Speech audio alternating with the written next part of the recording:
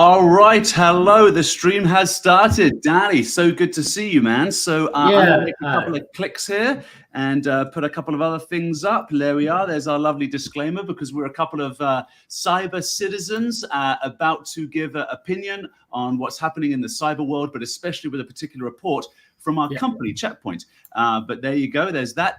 Danny, say hello to the crowd. Where are you dialing in from today? And tell us maybe 30 seconds about yourself. Yeah. Hello, everyone, and good evening, Eddie. Good morning to me. And my name is Danny Yang. I locate in Checkpoint Taiwan office. I'm a security engineer to support customers' project and to be an advisor and consultant for their security needs. And I also I'm one of the worldwide Checkpoint evangelists, just like Eddie. But I believe he must be much more focused on it. And it's an amazing organizations. And Eddie is one of my favorite keynote speakers, and I'm happy to be here with him to talk about some security trend and what happened in the world in the cyber pandemic.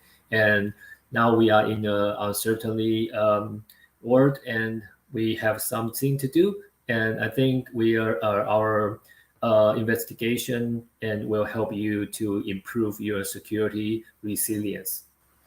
I want to respond by saying how brave I think you are. And I mean that because obviously we're doing this at 9 a.m. Taiwan Standard Time. Yes. And so, we're catching your customer base, but you are having to speak to your customers and network and colleagues in English. Yeah. Right?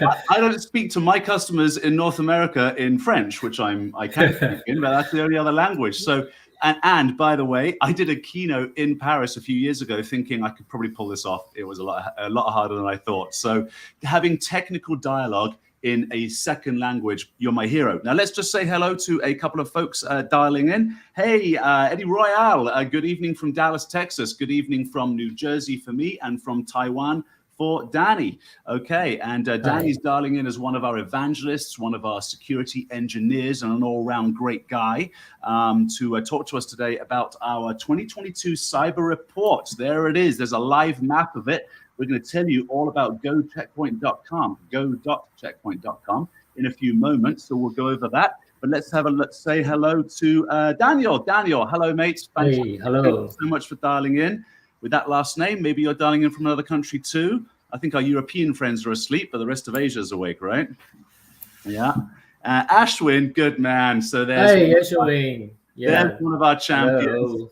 So Ashwin's dialing in from Australia. Thanks so much for dialing in and saying hello to us today, man. And certainly if we stumble over this report, you can help us out. Stay right there. Grab that coffee. It's AM for you too. And then more of our colleagues from Taiwan. Flora, do you know Flora? Yes. Flora. Who is Flora? Flora is our major account manager in Taiwan. Oh, fantastic. Great. Yes. Great. Well, thanks for dialing in, Flora. Okay, wonderful. And more folks saying hello from Pennsylvania. Thanks, Daniel. All right. Well, we're neighbors then, my friend, compared to what Danny and I are going through right now. Okay, brilliant. So Danny, let's we're going to go over our Checkpoint security report. Now, I was actually dialing in from a different laptop and suddenly thought, oh, gosh, I don't have the PDF. But we have this pretty cool new tool to show everybody. Yeah, exactly. Right? So why don't you explain what this is, Danny? And I'll probably start clicking through a few things while you're talking. Yeah, okay.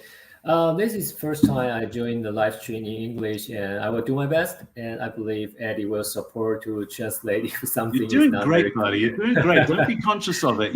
Honestly, you're the hero, buddy. Really. Yeah. All right.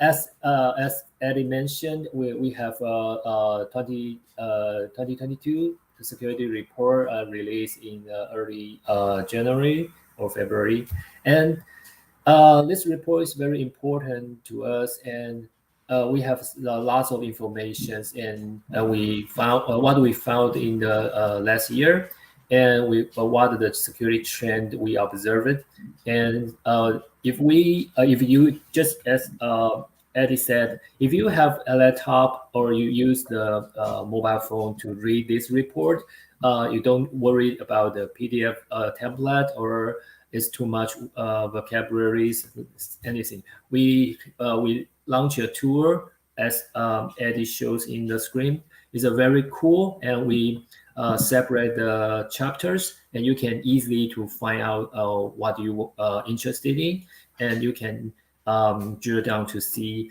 all the informations. And if you want to use this in your PowerPoint presentations, or you want to share with your partner or your customer, it's a very good tool, and you can have some capture and leverage our data to show what happened in the cybersecurity world. So I think it is innovations about the report. Very cool. Yeah. It's brilliant, Danny. Thanks, man. That's awesome. You allowed me to multitask on a couple of things here. Let's say hello to some guest dialing. That was really amazing. Fantastic. I'm really happy, mate. This is a great live stream for me right now. So let's say hello to some more guests, and then we're going to dig into a couple of things on this report, and we're going to show you where it lives so you can do it too. And what Danny mentioned just there. So don't let me forget to mention this, Danny. When you said about, you can use this as a tool, within your companies, it's like, yes, we built this for the department of the CISO in mind so that you can go and explain and show the CEO and the CFO and the other people that in your organizations that you need and depend on for things like budget, for things like agreement, things like training, for cyber hygiene training, HR departments, for example, right? So this is a great report for that. All right, let's have a look at a couple of other people dialing in. Bangladesh, thank you so much for dialing in. I always love going for the name, so I'm going to go for it. I hope I don't butcher it. Correct me if I'm wrong, my friend, on the comments. But I think your name is Saifuddin. I think I've got that. I don't know. We'll see, man. Thanks for dialing in. That's wonderful. And we've got more maybe colleagues from Taiwan or customers in Taiwan. Thank you so much. Yeah, it's our partner SE, Larry. Good morning. Nice. Partner SE, yes. Well, yes. We value all our partners and the technical folks who are supporting you here today.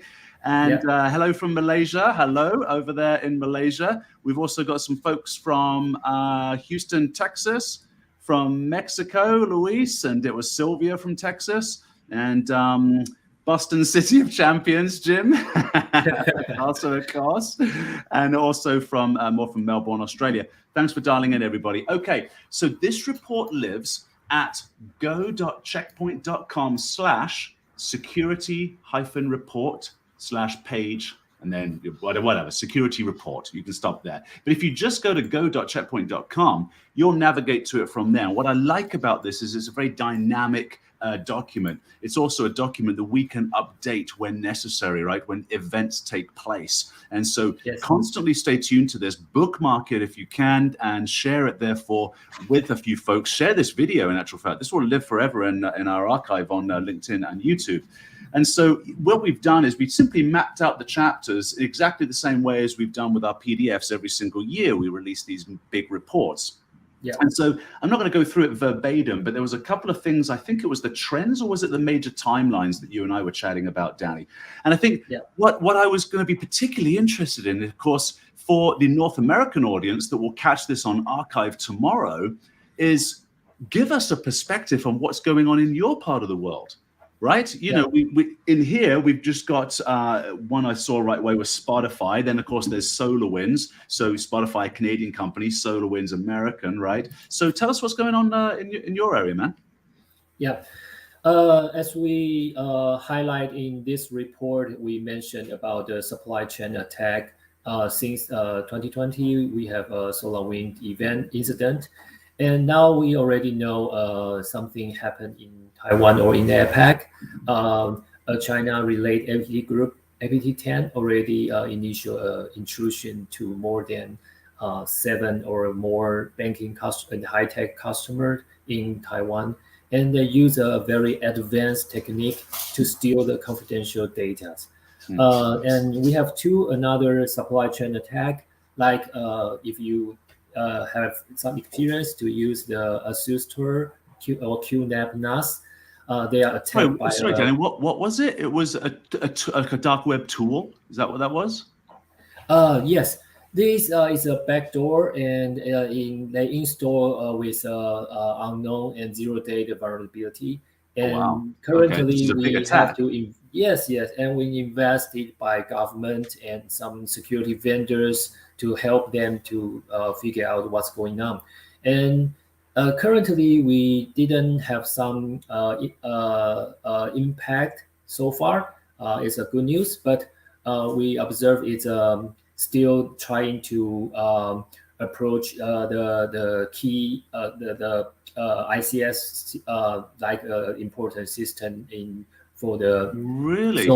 so many industry. Was this specific? There was this attack specifically on Taiwan industry? Yes. Really? So if I've understood it correctly, then what was discovered but has since been held back, so great, but what was discovered was a backdoor, a critical vulnerability, therefore, in a supply chain, and a piece of zero-day software was applied to that so that they could attack people? No. Really? That's expensive Currently, attack, man. There's somebody who's yes, behind that. yes. Like an event about the banking finance.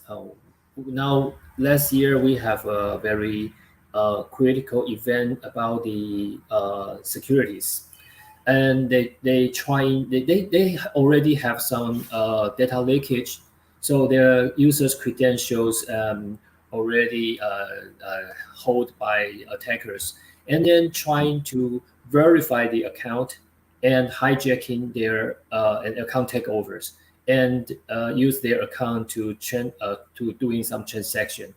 And it's a very important event in our finance industry because we start to investigate about why they easily to compromise their account, like they don't have two factors or their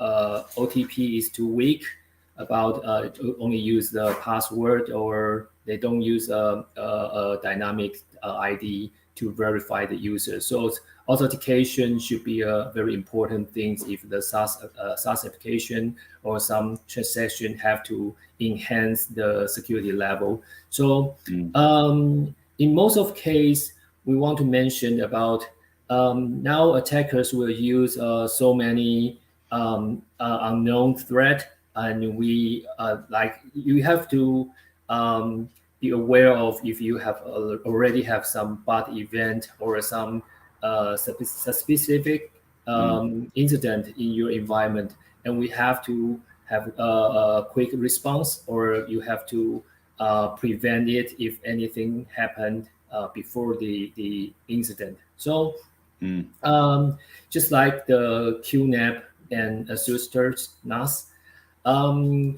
actually we don't know the vulnerability the attacker used so far. We only know they use a malware named Deadbolt to encrypt their client's NAS, and the mediation should be disable their remote access applications and some service port to avoid the data leakage. So and so on. And we have lots of events in Taiwan, and that's why Taiwan companies and Taiwan government will be focused on the security resilience, how to make sure all the important industries they can keep their environment or their IT asset to be secured, and that's very important to us in 2022. Yeah, you mentioned two-factor authentication a moment ago, and it just reminds me of how many times we say to the citizenry to implement two-factor. I mean, it's just so easy now. I mean, I shouldn't say it. Technology scares people. But when you were mentioning it a few moments ago, you were talking about the citizens, right? Or were you talking about actual financial institutions? Because I would be surprised if they don't have two-factor, right? They have authentication or they use two-factor, but somehow I don't know what it might be different with the different companies they use, and the way is they already have the credentials and they use the tools to scanning all the account to make sure which account is valid to be accessed, and then use the manually login. You know what I mean? They use tools to try maybe 10,000 accounts, and maybe we have 50% access is successful. So they transfer to use the manual logging, and change their password, and then account takeover. Yeah. So yeah. Let's say hello to a few guests here. Where am I? Here we are. I think we had, where was I? Oh my gosh. We've had a few people come in. So I think that's right, after City of Champions, we've got Aaron over in Melbourne. Thank you so much for dialing in. And by the way, ladies and gentlemen, please ask questions, comment. We want to get your opinion as well, my friends. And so we've also got Fabio from São Paulo, Brazil. Mon ami à Québec, Jean-François, je parle français, bien sûr. Alors, dites-moi en français un petit peu. Otherwise, we've got hello, Cindy. Hello, Cindy. Or hello from Sydney, maybe. All right, good stuff. Who else have we got from Bolivia? Oh, thank you so much for dialing in. And also, hey, Rick. Colleague, customer, who's Eric? Rick is also our channel partner in Taiwan, and he's Checkmates champion for sure. Oh, fantastic. Well, thank you very much for being a champion in our Checkmates community. How many people do we have in Checkmates now? We've got kind of 100,000, maybe 200,000, don't we? Do you know? Like a lot of members. Yeah, I'm very glad to see we have a dedicated forum in Taiwan. We have a non-English forum and created by Phoneboy, and he do it for me. And nice. we can use Mandarin or Chinese to communicate and or asking questions because just as I said, sometimes English will be a problem for most of people in Taiwan. Maybe so. In Chinese, they have they can asking anything, and we will have some experts. And like Rick is a champion; he can answer most of questions for Checkpoint's product. I love it. It's very cool. Well, thank you so much, Rick, for being such a dedicated customer friend and partner of Checkpoint. Miguel, so my brother from another mother who grew up in Colombia but lives around the corner from me now in New Jersey for a bunch of internationals over here. Thanks for dialing in, Miguel. Always good to see you, man. And more folks from Cambodia. Wonderful. Yeah, that's great. Thanks for dialing in from Cambodia. I think that might be my first time having a customer from Cambodia. So thanks for joining us today. On our YouTube is James A saying thank you. You're very welcome. I'm not sure what I'm being thankful for yet, but ask me a question. I'll give you a great answer and I'll consider that a thanks. And we also have some folks in from Indonesia, Fajar, and from the Philippines as well, dialing in today. And Jean-François, bien sûr, on est tout français, or at least we'd love to be. Okay, so let's do this then. I want to dig into the report just a little bit, and I just want to have a little bit of global statistics fun. This is what I was looking at earlier. Yeah. I want to talk about this. This is kind of interesting to me because, botnets leading. So this is a category of cyber attacks by region. Okay, so we wanted to have a look at, which regions have which type of cyber attacks, and what does that actually mean? Now, it's interesting, ladies and gentlemen, at the top you see botnets. Really, botnets, and at the bottom is ransomware. Ransomware continues to pay the most. So ransomware is by far a more damaging form of attack, but it is more sophisticated. And so the skill set, right, Danny, is harder for people to come by. And so that's why we only see 8% globally. Now, let's compare that with the Americas. We see 6% of ransomware globally. And in your main region, we're seeing 8%. Excuse me, no, there's APAC, 10%. Wow. Okay, so much more. And then, wow, 43. Hey, look at all that action in the Asia region compared to, okay, so EMEA is a little bit heavy, but not much change in the Americas compared to last year. That's interesting right here, right? This is your region. And look at that, a 43% of cyber attacks come through a botnet in your region, Dan. Yes, it's higher than global average. And in our experience, when we conduct a security checkup and we're doing firewall POCs, we always enable our anti-bot plates. And guess what? We see so many bot events, and their current solutions cannot see those events before. So that's why we have to tell our customers and about you have to very, very seriously to look at this event about the C2 connection, or why you have you have some connection to be accessed for this suspicious site or C2. And that's why another things we have to have some solutions about how you can investigate your client, your laptop, your notebook. And in firewall base, you can use network solutions to see all the traffic. But when your employee, they work from home, or they use a laptop to doing some access from outside, and you have to worry about why the botnet can compromise their computers. If maybe they use some phishing attack, or they drop some malware from web or any attack surface, and we have to notice us in before the incident happened. And we use some solutions or leverage to our indicators, or like threat clouds. We use AI to verify, is it a real attack or is a false positive. You can filter those events, and to make sure what will be infect or will be have some impact to your organization. So that's very important. So each time we process a security checkup, we will always focus on the botnet event. Just like we mentioned, nearly 50% customers are suffered by bot. So that's why it's very important. We always tell our customer to be focused on it. I'm just going to show everybody where they can find the security checkup.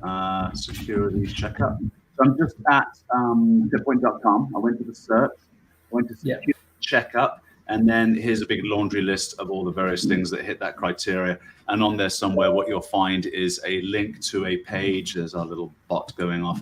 A link to a page that will bring you to your region, and you'll find Danny. I mean, look, you're finding Danny right now on LinkedIn, so you can avoid all of that by just in-mailing him. And and it's his job. He would love to receive your in-mail, but he can point you in the right direction, or do that security checkup with him and his colleagues at any time on checkpoint.com.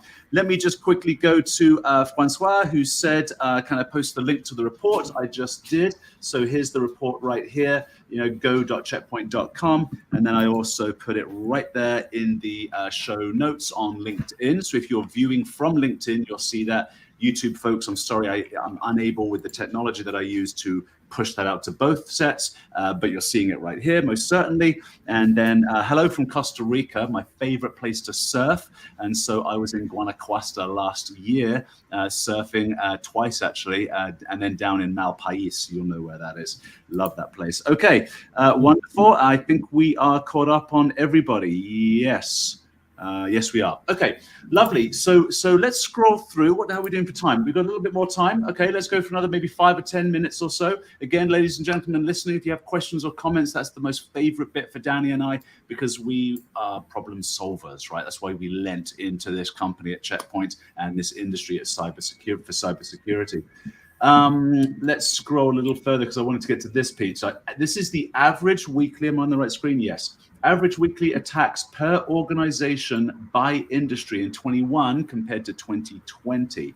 And so look at this, a 75% increase in education and research. So yes, I'm going to speculate as to why, and maybe you can have a go too, Danny, or look at some of these other ones. The next one down here is government and military. It's obvious why they're being attacked more, 47% increase. Communications, it's a bit obvious there, and ISPs and healthcare. But the number one, the education and research, actually surprises me. And so I would speculate that what people are after is intellectual property. What do you think? It's most of the industries, the numbers increase compared with 2021. So it means the cyber attack should be much more critical. And Why the education should be the most the increasing? Because I think the pandemic may infect we have so many students and teachers. They study at home. They have some course at home, and so many attack surface will be increased about. They have some emails, and they use some collaboration tools like Teams. We just found some malware can be separate with use the Teams communications. You can drive by the malware in the Teams chat. So that's why very important things is we have to see the change about our life or our business. So the remote workforce security is quite important in these 2 years, and we talk about how to deploy the zero trust to all your assets, to all your applications, to all your device and users. So that's why we have to protect all your IT assets as strong as possible.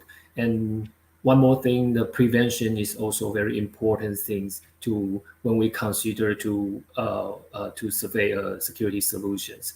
I want to, for example, in Taiwan, I don't know everybody knows Taiwan's pandemic is very we are doing well. About even we didn't have enough vaccines several months ago, but we still control the situation. The one key point is most of our people's wearing the mask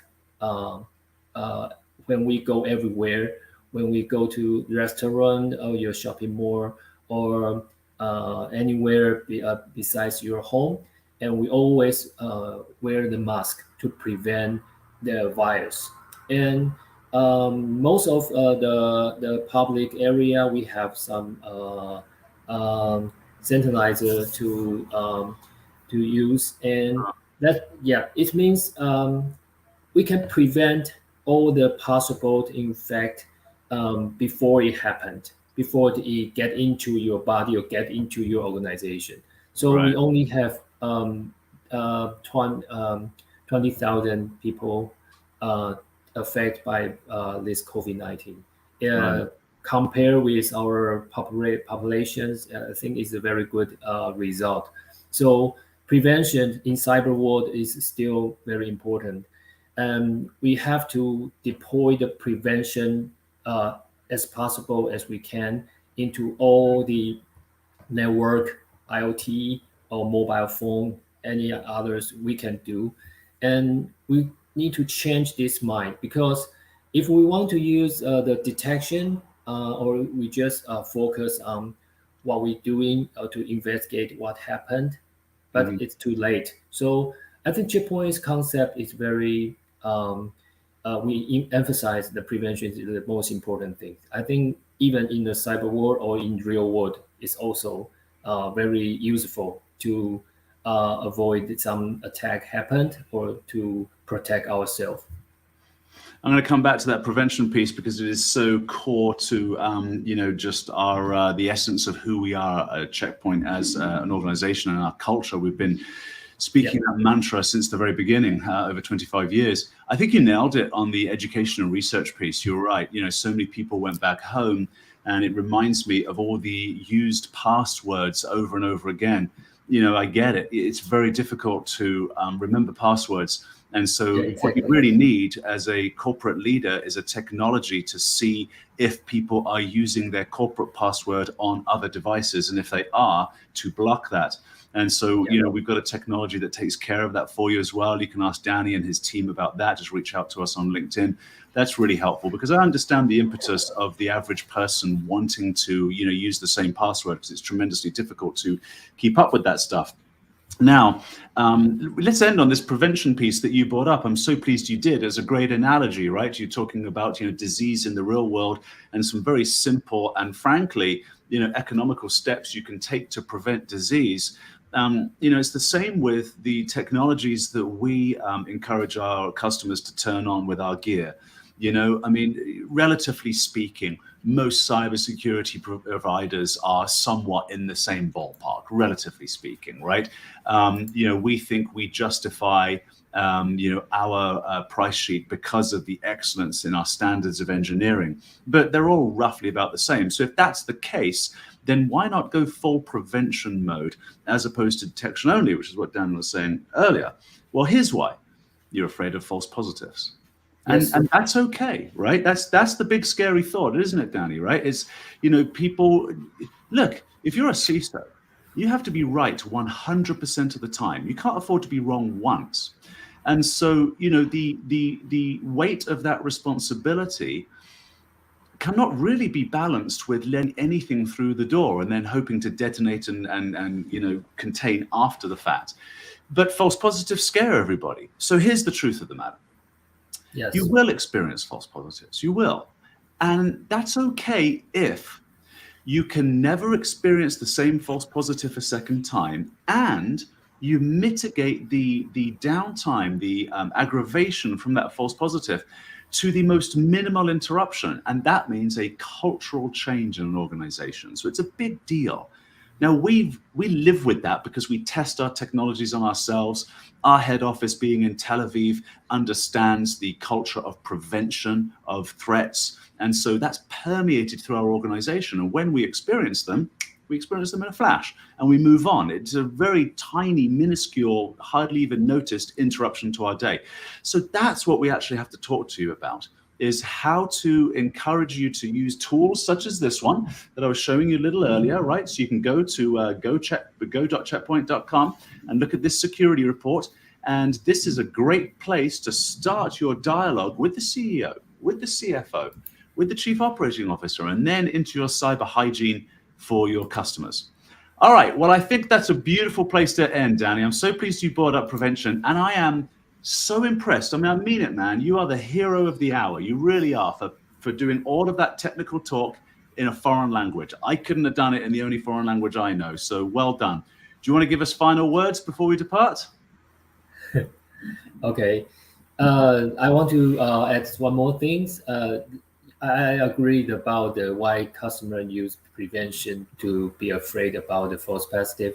So many customers love our CDR solutions integrated in our SandBlast because we can convert the much secure files to the customer to balance the productivity and the user experience. So I want to mention this point. That's why they in our endpoint solution, in our network solution, we can also have options to be used in. We can secure and we can make the user experience getting better. Yeah. Beautiful, beautiful. All right, man. Well, listen, you stay right there because I'm going to end the broadcast like that. I can say a proper goodbye to you and be polite. Ladies and gentlemen, thank you so much for tuning in from all over the world today. I hope we are helpful. These are going to be regular live streams. I'm doing 3 every week, one on a security report, one is an Ask Me Anything, and another one is on a collaboration that Checkpoint, myself, and the World Economic Forum had to produce a white paper that was only just released on data privacy and how the global community, the corporate community, should manage people's data. So 3 live streams a week, and we'll get Danny back on the show as well. Goodbye, everybody. Goodbye.